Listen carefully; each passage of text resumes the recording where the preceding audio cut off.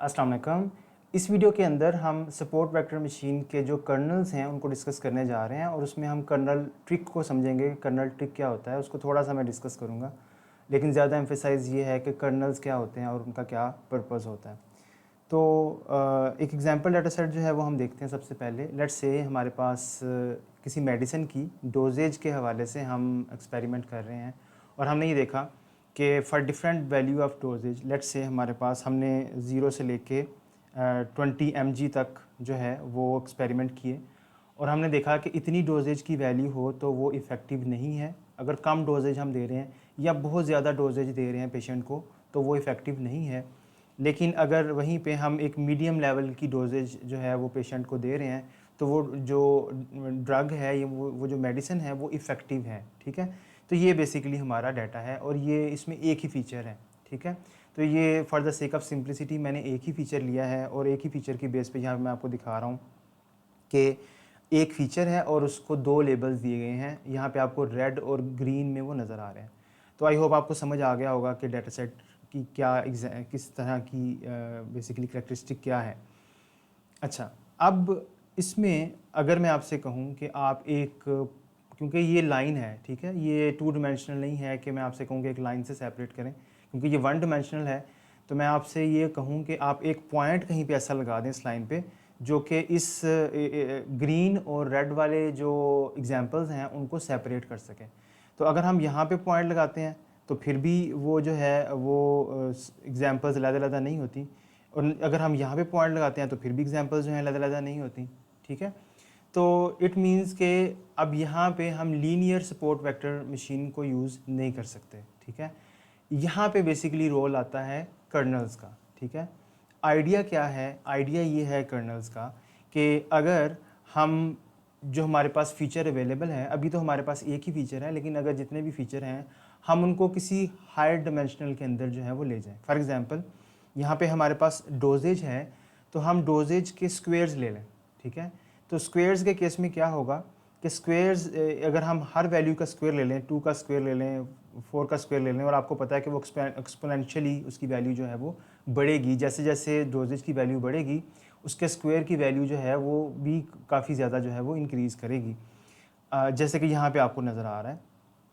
तो अब यहाँ पे अगर हम इसके स्क्वेयर ले लें तो यहाँ से क्या हमें फ़ायदा होगा कि हम अब इस डाटा को, अब हमारे पास क्या हुआ कि हमारे पास एक की बजाय 2 फीचर आ गए। एक ये फीचर आ गया और दूसरा ये फीचर आ गया। ठीक है, यानी कि डोजेज तो है ही है, उसका स्क्वेयर भी आ गया हमारे पास। ठीक है, तो इन दोनों की बेस पे अब हम ऐसी डिसीजन बाउंड्री जो है वो ड्रा कर सकते हैं जो कि ग्रीन पॉइंट्स को रेड वाले पॉइंट से सेपरेट कर सकती है।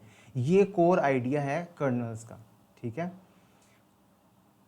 अच्छा, तो अब अगर इस डाटा को हम इस फॉर्मेट से दूसरे हायर डायमेंशन के अंदर लेके गए हैं तो हम किस तरह से लेके जा सकते हैं।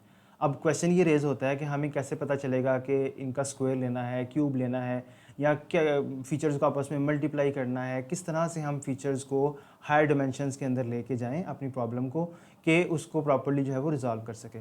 तो उसके लिए एसवीएम जो है वो different kind of kernel functions जो हैं वो यूज़ करता है।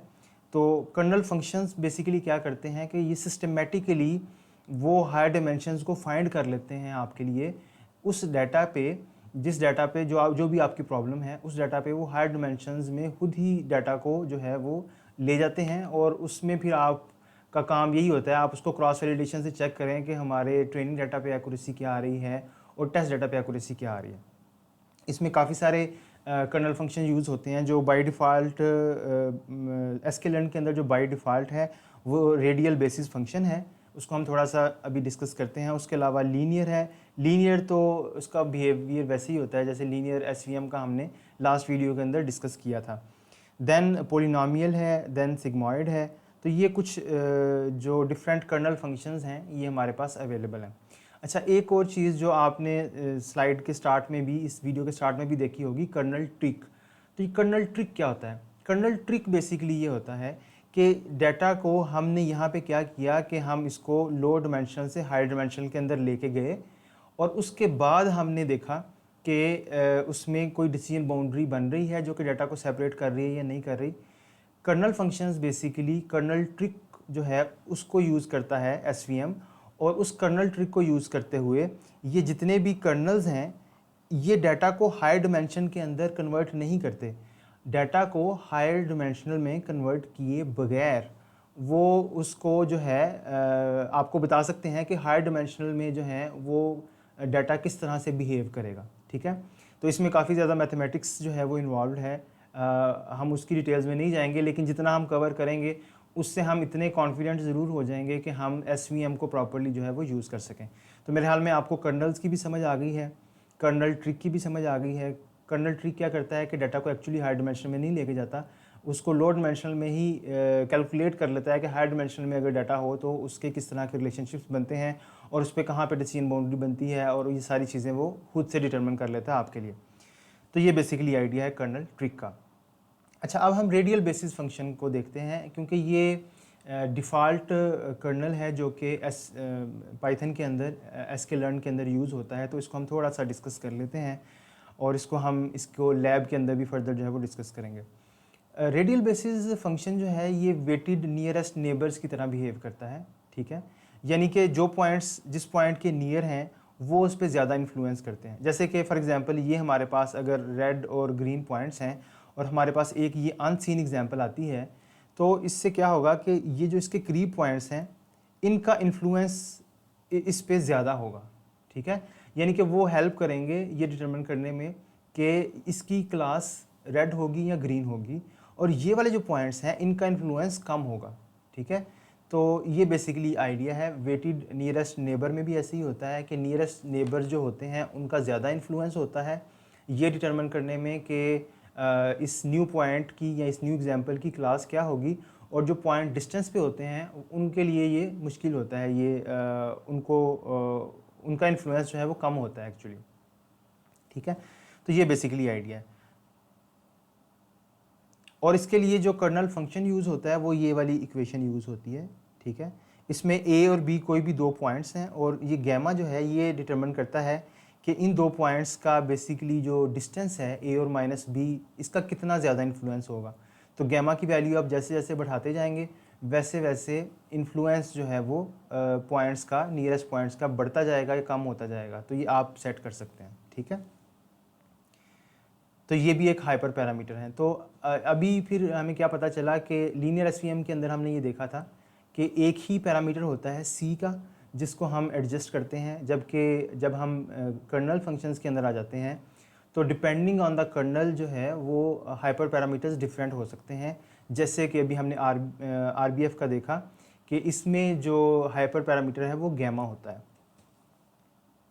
तो यहाँ पे आप इस वो फर्दर हम एलेबोरेट मैं करता हूँ आपको, ताकि आपको समझ आ जाए कि गैमा का इन्फ्लुएंस किस तरह से होता है। लेट्स से अगर हम गैमा की वैल्यू 1 सेट करते हैं और ये हमारा आरबीएफ कर्नल फंक्शन है, तो लेट्स से इसकी वैल्यू जो है वो लेट्स से ये जो न्यू पॉइंट आया है जिसकी हम क्लास फाइंड करना चाह रहे हैं, तो हम इसको देखते हैं कि इसकी वैल्यू लेट्स से 2.5 है, और लेट्स से ये जो अगला पॉइंट है इसकी वैल्यू 4 है, और इन दोनों का रिलेशनशिप हम देखना चाह रहे हैं। तो अगर हम यहाँ पे गैमा की वैल्यू 1 रखते हैं तो ये ई की वैल्यू जो है वो -1 और उसमें 2.5 -4 का स्क्वायर आ जाएगा। ठीक है, और ये जो है ये वैल्यू आ जाएगी 0.11। ठीक है जी, इसी तरह से अगर हम गैमा की वैल्यू 2 रखते हैं तो देन क्या होगा, देन डेफिनेटली बाकी वैल्यूज़ वैसी ही रहेंगी, e⁻² हो जाएगा, 2.5 - 4 स्क्वेयर्ड, और ये आ जाएगा 0.01। तो आप देख रहे हैं जैसे जैसे गैमा की वैल्यू बढ़ती जा रही है नियर बाय पॉइंट्स का इन्फ्लुएंस जो है वो कम होता जा रहा है। ठीक है, यहाँ पे इसका इन्फ्लुएंस है 0.11 और यहाँ पे इसका इन्फ्लुएंस रह गया है 0.01। ठीक है, तो ये बेसिकली आइडिया है गैमा किस तरह से इफ़ेक्ट करता है क्लासिफिकेशन को और डिसीजन बाउंड्री को। तो इसमें जो आरबीएफ कर्नल से जो हमारे पास रिलेशनशिप्स आता है डाटा पॉइंट्स के दरमियान, ये इनफाइनाइट डायमेंशंस के अंदर ये कैलकुलेट हमें करके देता है। अच्छा, फाइनली हम इसकी डिसीजन बाउंड्रीज देख लेते हैं ताकि हम फर्दर हमें समझ आ जाए कि गैमा की वैल्यू किस तरह से इफेक्ट कर रही है डिसीजन बाउंड्री को। तो जब गैमा की वैल्यू कम होती है, जब गैमा की वैल्यू जो है वो 1 है, तो देन आप देख सकते हैं कि डिसीजन बाउंड्री जो है वो स्मूथ बन रही है। जैसे जैसे गैमा की वैल्यू जो है वो बढ़ती जाएगी, वैसे वैसे आपकी डिसीजन बाउंड्री जो है वो कॉम्प्लेक्स होती जाएगी।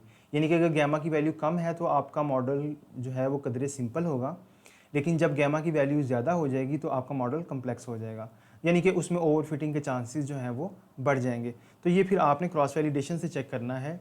अब आपके दो पैरामीटर्स हो गए, सी का पैरामीटर और गैमा का पैरामीटर आरबीएफ के केस में, और इन दोनों को आप क्रॉस वैलिडेशन से एडजस्ट जो है वो कर सकते हैं। तो ये बेसिकली कुछ आइडिया था कर्नल्स का और कर्नल ट्रिक का।